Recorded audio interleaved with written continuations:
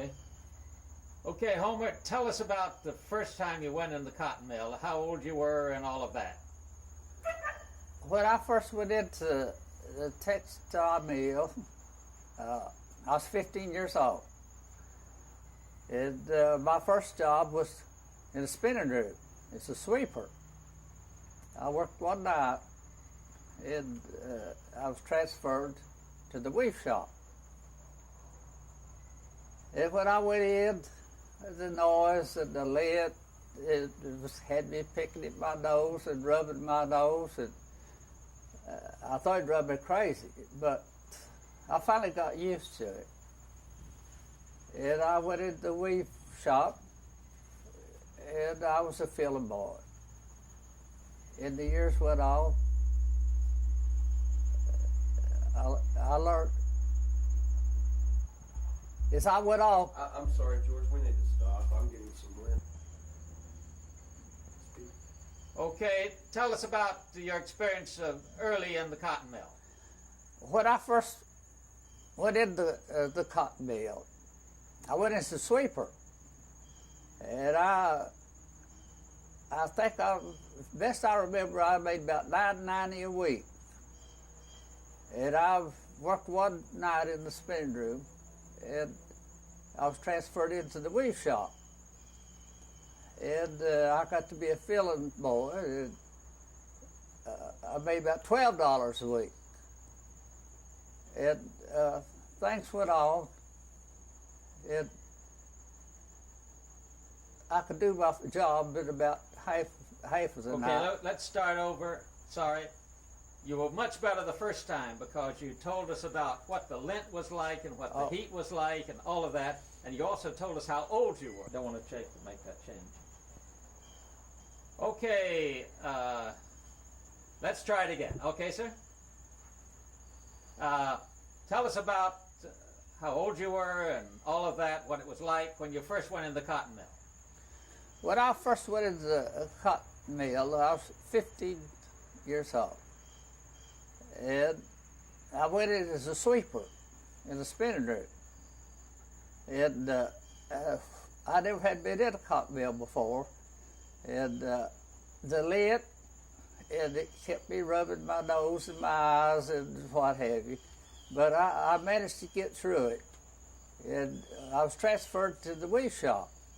Of course, when I went in there, the noise was twice the sound of every place else. But you get used to about anything. Of course, I was making about $12 a week then, and that was a whole lot. And as time went on, I learned to weave. I had a friend that all the older guys, I was young and full of mud, and I was fast, and I always wanted a better job. I never was satisfied with the job I had. I always wanted one a little better. And I learned to weave, and when I did learn, I finally talked the boss into letting me have a set of looms. He wanted to know if I could run them. I said, sure, I can run them. He said, okay. So we just had 11 hours to work, so that didn't matter much to anybody else, but I was really interested in, excuse me, in weaving. But anyhow, the depression, whatever, hit, and that knocked us all out, I guess. And then when we got back to work,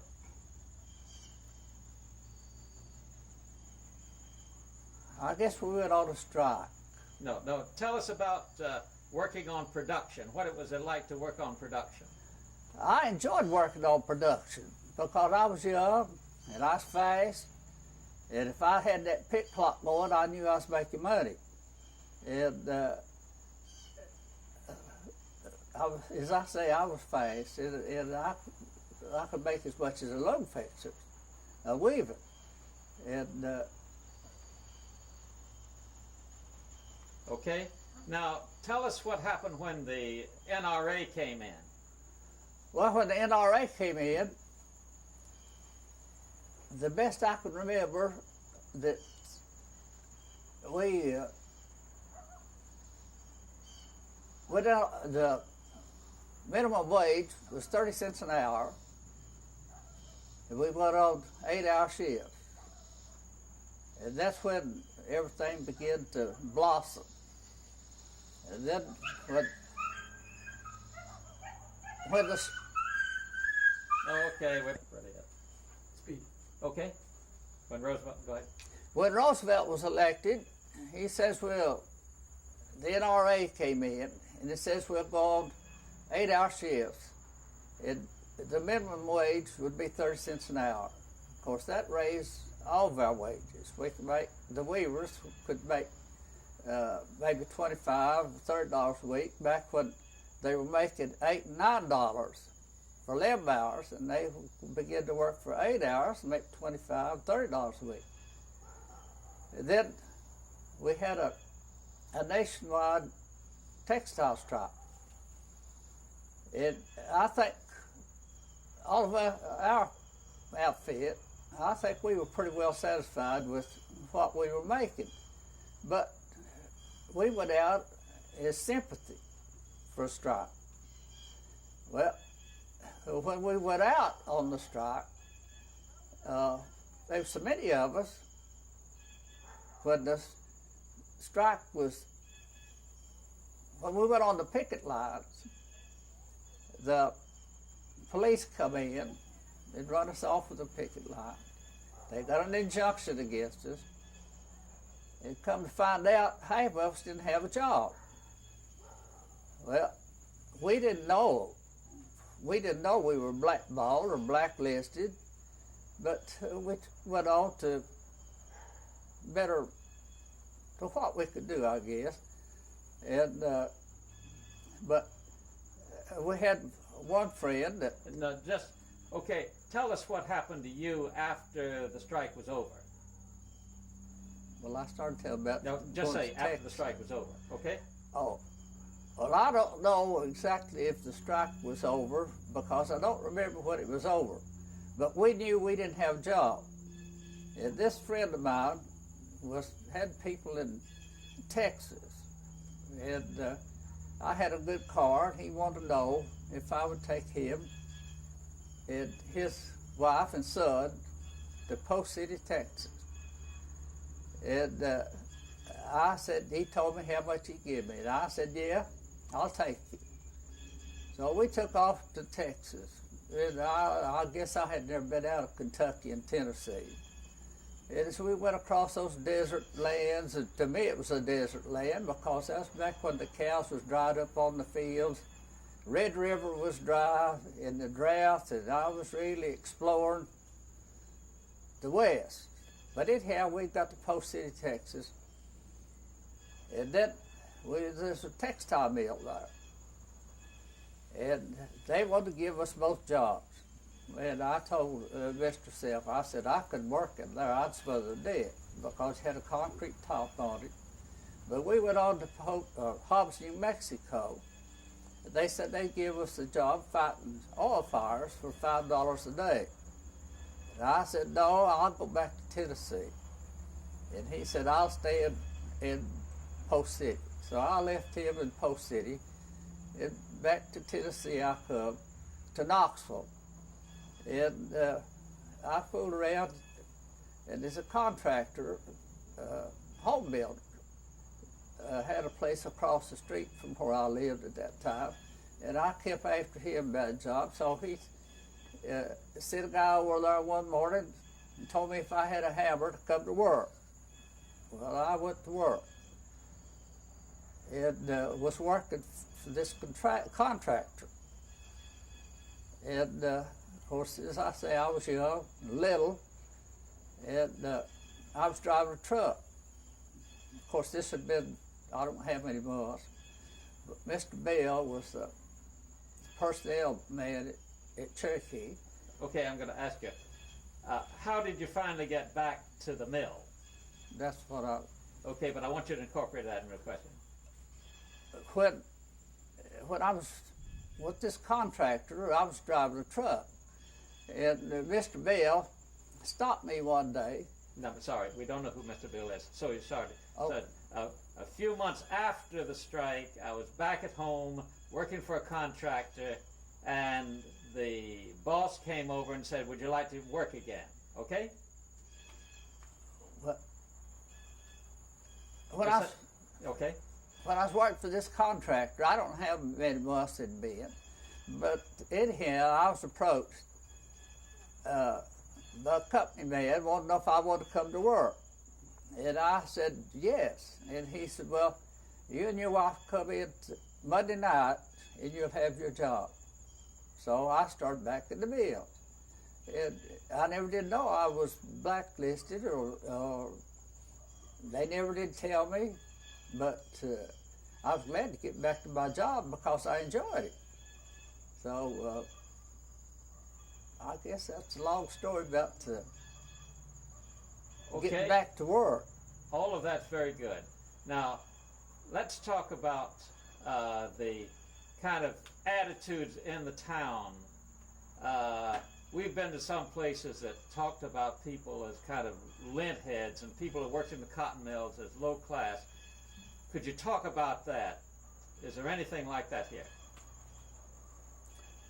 No, you know, I guess we live different from most people because each individual had their own house. Company didn't own anything. And everybody had to dig for themselves. The company could say you have to move because the company didn't own nothing.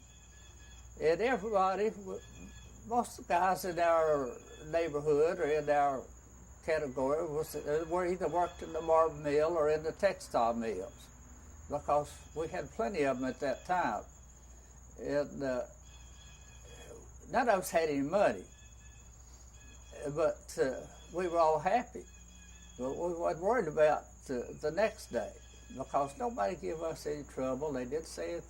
I don't know what the newspapers printed because at that time I didn't care what they said. And I think most, as I say, the older people might have read the papers, but the younger people didn't. We just took it as it come. Now, what did you think of labor unions? What did you know about labor unions as a boy of 19 or 20? Well, when they started talking about unions, I didn't know much about unions. Of course, my dad was a railroad man, had been all my life. And but he never encouraged me to do. In fact, when I was 15 years old, I left home, and he never did try to tell me what to do because I done what I wanted to do, and I done what other people, the older people, were doing. And when the union come along, and they organized. Well, the company didn't say nothing about it. We all just went on about our business, and we'd sign our union cards and pay our dues. I don't remember if the company ever took our dues out or not, but we paid our dues. And but that was the only union that I've ever been in. But let's go back to the picket line now. You were talking about somebody who carried the flag. We had a big guy, we always called him a big mouth in here. But in here, he was bigger and older than us younger guys. And there he was, that flag going down the street, singing a big song. And we got to looking for him the next morning. We peeped in the window, and there he was on his set of looms. And we thought, well, that's the way it goes. But anyhow, they got an injunction against us on the picket line, and the guys began to drift back in one at a time. And I don't remember what happened to me, whether I didn't care or what happened. But anyhow, I thought, well, if I said I was going to stay with the guys, I'd stay with them. And that's what I done. And as I say, when I went back to my job, I didn't have one. So that's the way it happened. Okay, now I'm going to mention some people's names and I want you to respond. Foots Weaver. Well, best I can remember, he was the president. Not he, but Foots Weaver. Okay, tell me about Foots Weaver. Well, Foots Weaver, the best I can remember, was the president of the union. But as I say, I don't remember too much about it because we had our meetings and our secretary and the president, and we listened to see what the older people were having to say about, as I said, there were a bunch of us young fellows that we didn't know much about a hill of beans. We were going what the other people were doing. So, did you go to any of the meetings and tell us where the meetings were and describe the meetings? You know, I've tried to remember that. I don't Remember what? I don't remember where our meetings, if we headed to Labor Hall, but anyhow, we'd get together and some would, they all had the discussions, what to do, but I don't think our fellows wanted to go out on a strike because we were satisfied the company they tried to stay a little bit ahead of the union, but they never did discourage us about the union because I think they paid a little better than union wages at that time. And they've always, as far as I can remember all the way back, they always did. Now, do you ever remember anybody in your factory talking against the unions, like the second hands or anything? I never heard anybody from the second hand or boss weavers. We would talk. Of course, now start again and say, I never heard anybody talk against the unions. All right? Now. I never heard anyone ever say anything against the union as far as our bosses or superintendent, because it was just one big family. We'd talk to the president if he come in because he was, I think he was a real nice man.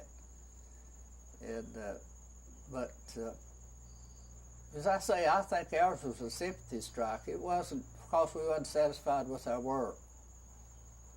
Exactly, that couldn't have been said better. It's beautiful, it's short, precise, and just get right to it. That's beautiful.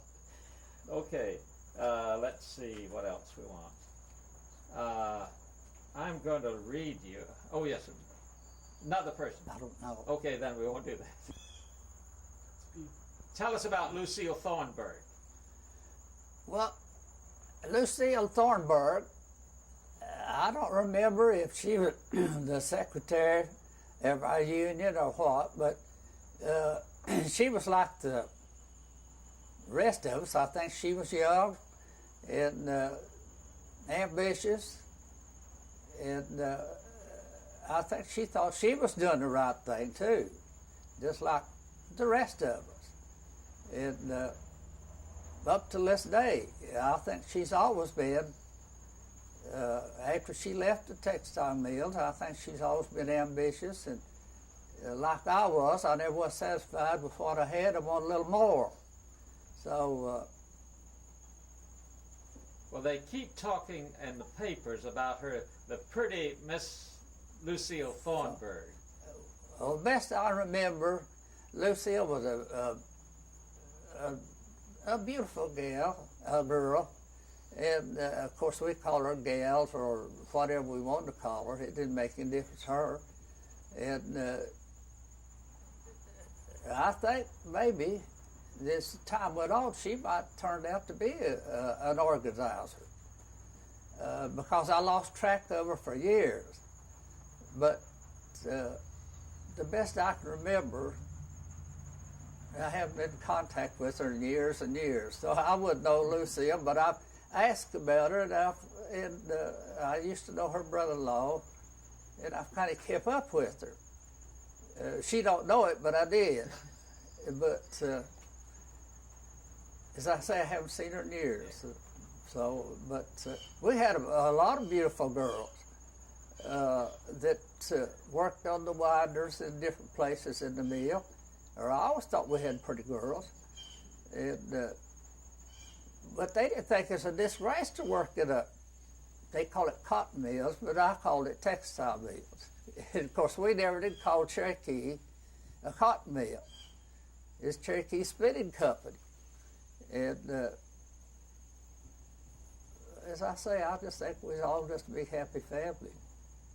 Okay, Judy, take over.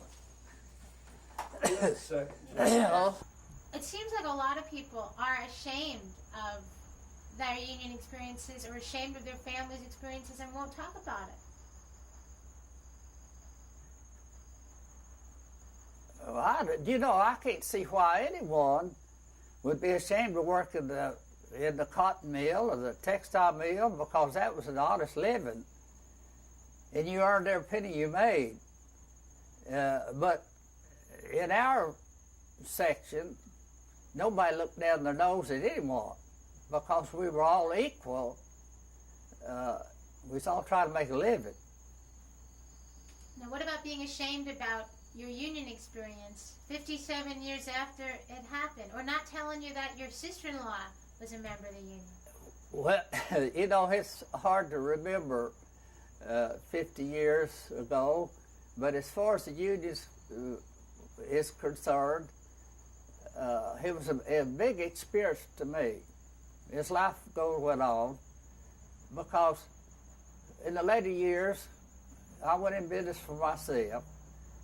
And of course, I didn't have a whole lot of people working for me, but I expected them to work like I did, to earn their money.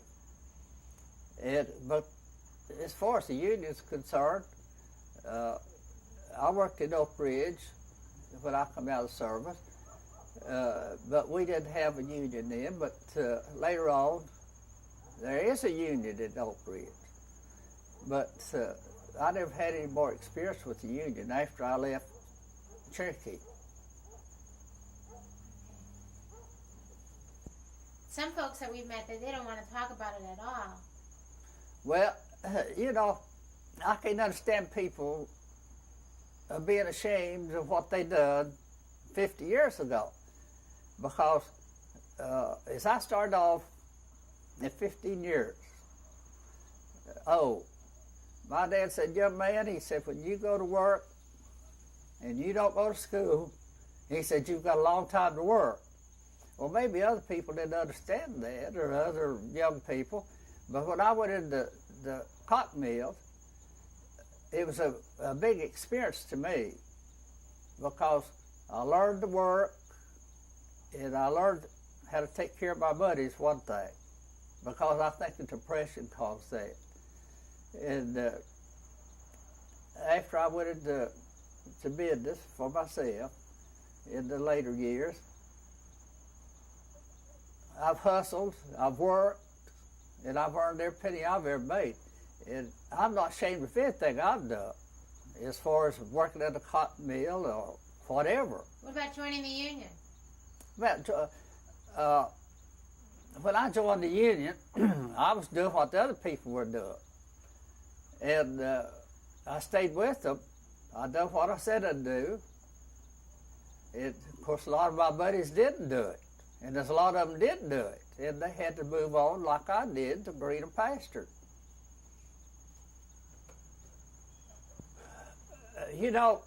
I don't know if the weave shop was exactly the cause of the strike, but the weave shop was the leader of Cherokee Mill, because if we didn't work, the other mill couldn't work.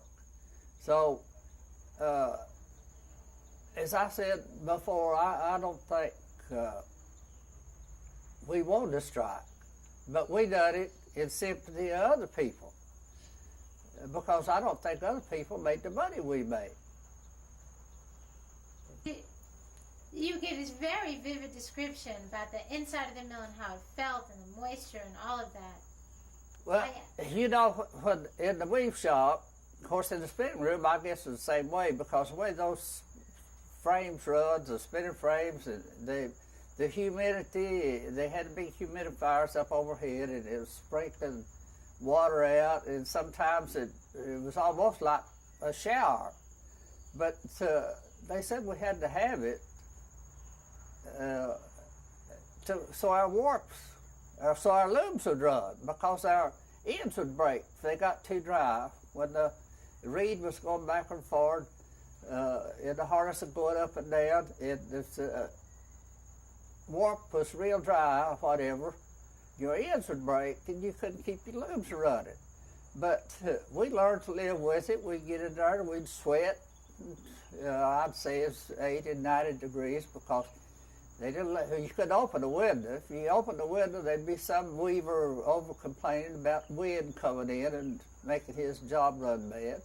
So we all just sweated it out. And that's the way we done it, all of us. We was all used to it. So back then, I thought we were all on a picket line. And because there was people that's mingling, you know, it's about 500 employees or 600 employees. And of course the street was full of people. And we'd have to be on both sides of the street. And then when they called the police out, they made us get off sidewalks, and we had to keep moving. And then next day, the injunction come along, and of course, whatever they said, that's what we done. We never did have any trouble, as far as I know. There's never any trouble at Cherokee.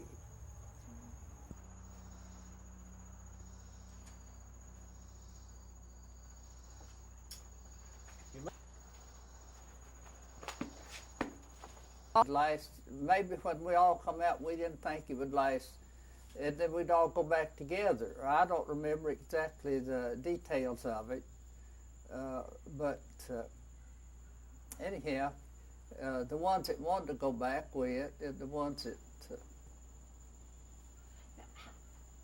Tell me about the constable again. I guess the constable that did all that deputizing. Was that was in response to that injunction, I imagine? Well, as far as I know can remember about that deal, the policemen, the city police, I don't know why they decided they didn't want to stay there.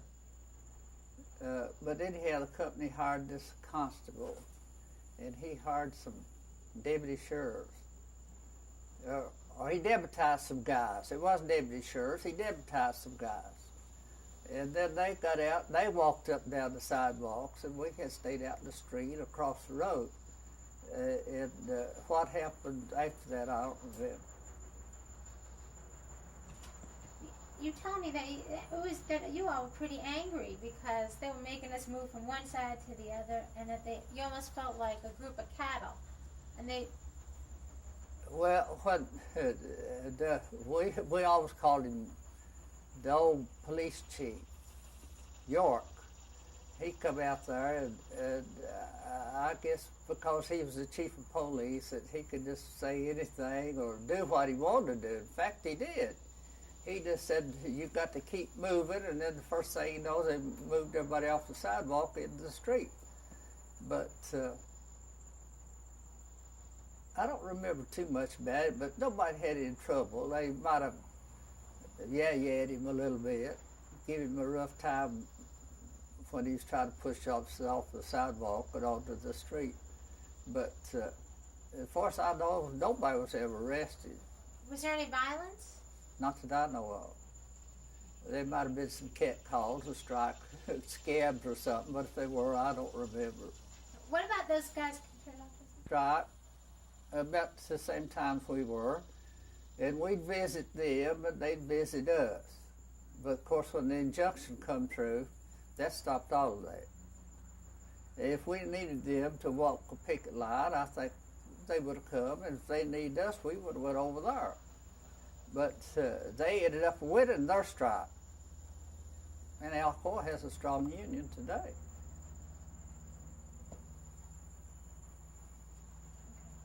Formed this union. certainly before the strike. You know, I don't think any of us knew too much about a union, but we all, it was like a family, and they might have thought, or we might have thought, that it would have made a family stronger by having a union. And as far as a stretch out, we didn't have that. The bosses didn't hassle us, and the bosses didn't have anything to say to us about the union. And as far as I could say, the union might have been good for some people in some companies or some organizations. But at that time, Cherokee really, if we had to come out on a sympathy strike, they might still have